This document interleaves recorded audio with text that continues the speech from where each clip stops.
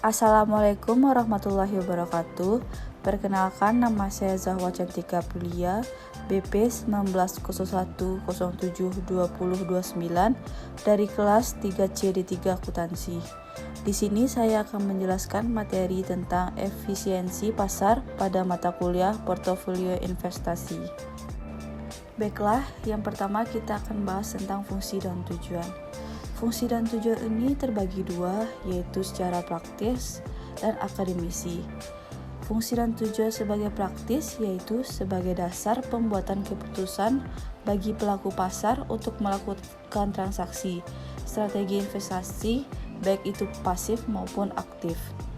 Yang kedua, fungsi dan tujuan akademisi, yaitu sebagai bahan kajian dalam pengembangan ilmu pengetahuan ataupun teori. Setelah membahas tentang fungsi dan tujuan, kita berlanjut kepada teori pasar efisien. Teori pasar efisien ini terbagi 5. Yang pertama, konsep efisiensi pasar membahas bagaimana pasar merespon informasi-informasi yang masuk dan bagaimana informasi tersebut bisa mempengaruhi pergerakan harga sekuritas menuju harga keseimbangan yang baru. Yang kedua, pasar yang efisien adalah pasar di mana harga sekuritas yang diperdagangkan telah mencerminkan semua informasi yang tersedia. Yang ketiga, tidak mungkin bagi investor untuk yang bisa dikatakan beat the market. Lanjut, teori pasar efisien yang keempat, yaitu harga efek yang diperdagangkan adalah fair value sehingga tidak dapat outperform pasar dengan mengidentifikasi efek yang underprice atau overprice. Yang kelima, idealnya menerapkan strategi investasi pasif. Teori pasar efisien. Teori pasar efisien ini terbagi 4. Yang pertama kita bahas tentang pasar efisien eksternal, yaitu informasi menyebar secara cepat dan luas serta murah. Harga sekuritas akan menyesuaikan secara cepat dan tidak biasa terhadap informasi baru. Harga sekuritas atau nilai investasi merefleksikan nilai yang wajar investor dan menjadi bahan kajian. Jika pasar sudah efisien secara eksternal, investor tidak memperoleh imbal hasil tidak normal atau abnormal return. Yang kedua, pasar efisien internal. Pelaku pasar transaksi berlangsung secara kompetitif, sehat, dan menyediakan berbagai jasa. Pasar efisien internal ini biaya murah sehingga likuidasi meningkat, otoritas pasar. Yang ketiga, pasar efisien informasi. Bagaimana merespon pelaku pasar terhadap informasi baru yang relevan masuk pasar. Yang keempat, pasar efisien keputusan. Publikasi dan informasi memiliki maksud dan tujuan tertentu, sehingga pelaku dilakukan analisis dan evaluasi untuk memperoleh kandungan informasi yang sebenarnya. Sejauh mana kemampuan pelaku pasar untuk memperoleh kandungan informasi baru yang relevan tersebut. Faktor yang mempengaruhi efisiensi pasar. Nah, di sini terbagi 3. Yang pertama, jumlah partisipan, ketersediaan informasi, biaya transaksi dan informasi. Yang pertama itu jumlah partisipan. Semakin banyak partisipan akan semakin efisien. Yang kedua, ketersediaan informasi. Di sini semakin banyak keterbukaan informasi akan semakin efisien. Dan yang terakhir, yang ketiga, biaya transaksi dan informasi. Biaya transaksi yang tinggi dan kurangnya informasi menyebabkan inefisiensi di pasar. Sumber informasi di pasar. Yang pertama, informasi masa lalu. Informasi yang sudah dipublikasikan pada periode yang lalu. Yang kedua, informasi yang sudah dipublikasikan. Informasi saat ini yang sedang dipublikasikan termasuk informasi yang berada di laporan-laporan keuangan perusahaan yang emiten. Yang ketiga, informasi privat. Informasi internal perusahaan. Bentuk pasar efisien dan metode analisa. Yang pertama, bentuk pasar efisien. Evama 1970 mengatakan pasar efisien secara informasi dibedakan dalam 3 bentuk. Yang pertama, bentuk lemah, yang kedua bentuk setengah kuat, yang ketiga bentuk kuat. Pasar yang efisien, harga sekuritas wajar, pelaku pasar tidak akan memperoleh imbal hasil lebih dan hanya imbal hasil yang wajar. Bentuk pasar efisien itu sendiri yang weak form, inovasi harga dan return historis. Yang bentuk setengah kuat yaitu semua informasi publik. Yang bentuk kuat, semua informasi atau publik dan privat. Di dalam bentuk pasar itu sendiri yang lemah, harga sekuritas mencerminkan secara penuh informasi masa lalu. Yang setengah kuat, harga sekuritas mencerminkan secara penuh seluruh informasi yang dipublikasikan publicly available. Yang kuat, harga sekuritas mencerminkan secara penuh seluruh informasi yang dipublikasikan publicly available, termasuk informasi privat.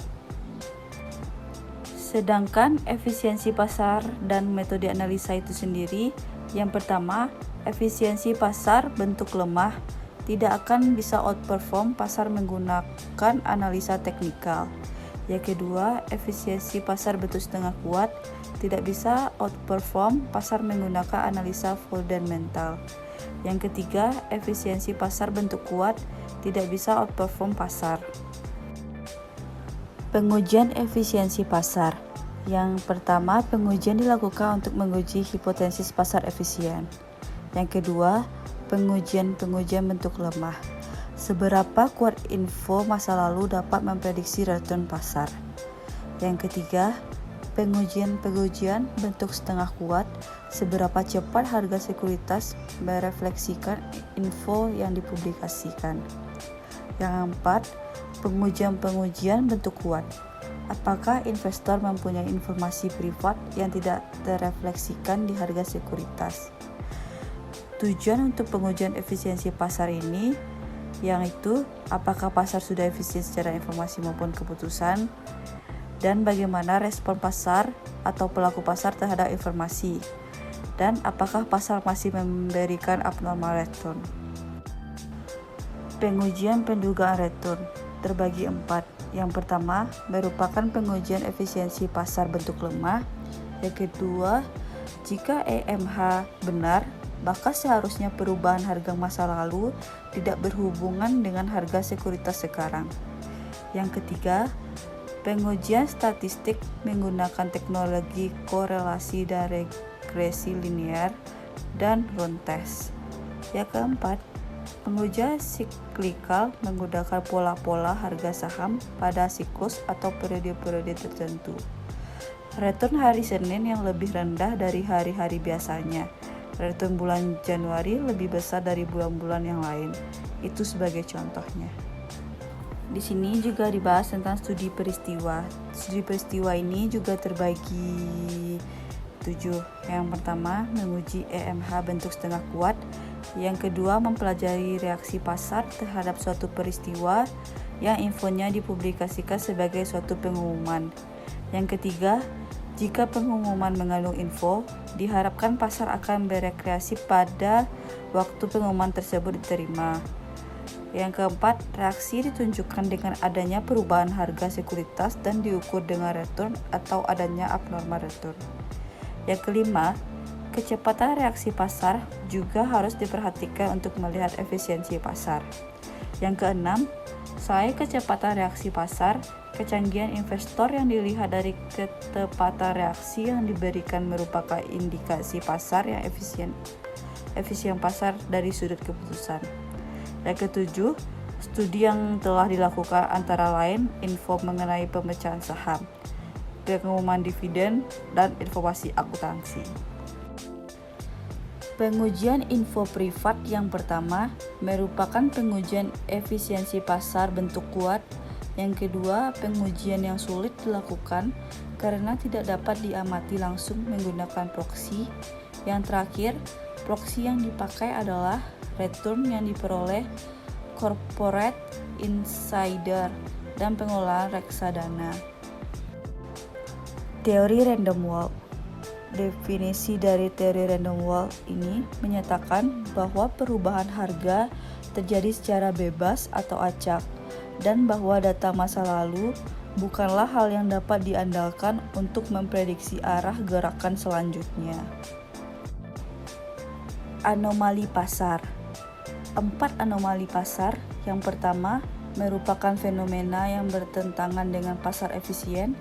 Yang kedua, anomali PER rendah dan anomali efek ukuran perusahaan. Yang ketiga, sekuritas dengan PER rendah menghasilkan abnormal return yang lebih tinggi daripada sekuritas dengan PER yang tinggi. Yang keempat, sekuritas perusahaan yang berukuran kecil menghasilkan abnormal return yang lebih besar daripada perusahaan berukuran besar. Jenis-jenis anomali pasar terbagi 4. Yang pertama, anomali perusahaan. Jenis khususnya juga terbagi 4. Yang pertama, size. Return pada perusahaan kecil cenderung lebih besar walaupun sudah disesuaikan dengan risiko. Yang kedua, closed-end mutual fund. Return pada closed-end fund yang dijual dengan potongan cenderung lebih tinggi. Yang ketiga, neglect. Perusahaan yang tidak diikuti oleh banyak analisis cenderung menghasilkan return lebih tinggi. Yang kedua, anomali peristiwa. Anomali peristiwa ini juga terbagi 4. Yang pertama, analisis recommendation.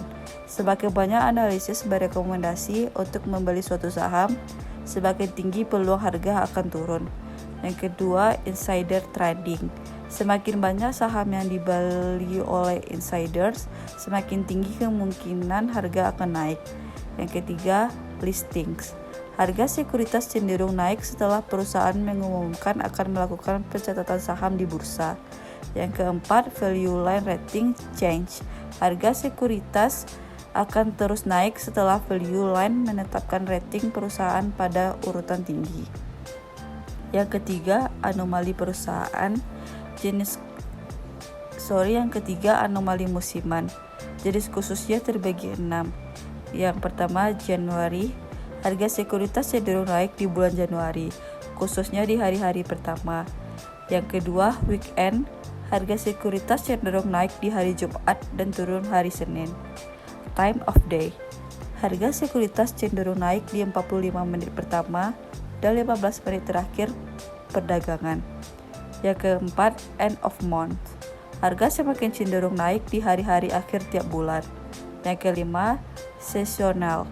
Saham perusahaan dengan penjualan musiman tinggi cenderung naik selama musim ramai. Yang keenam, holidays. Ditemukan return positif pada hari terakhir sebelum liburan. Yang terakhir, anomali akuntansi. Jenis khususnya terbagi 6. Yang pertama, P/E. Saham dengan P/E rating rendah cenderung memiliki return yang lebih tinggi. Yang kedua, earning surprise. Saham dengan campaign earning lebih tinggi dari yang diperkirakan cenderung mengalami peningkatan harga. Yang ketiga, price or sales. Jika rasionya rendah, cenderung berkinerja lebih baik. Yang keempat, price or book. Jika rasionya rendah, cenderung berkinerja lebih baik. Yang kelima, divided yield. Jika yieldnya tinggi, cenderung berkinerja lebih baik. Yang keenam, earnings momentum. Saham perusahaan yang tinggi pertumbuhan earningsnya meningkat cenderung berkinerja lebih baik. Baiklah, itu dia tadi penjelasan dari saya dengan materi efisiensi pasar dalam mata kuliah portofolio investasi. Jika ada salah kata atau pengucapan, mohon dimaafkan. Terima kasih. Assalamualaikum warahmatullahi wabarakatuh.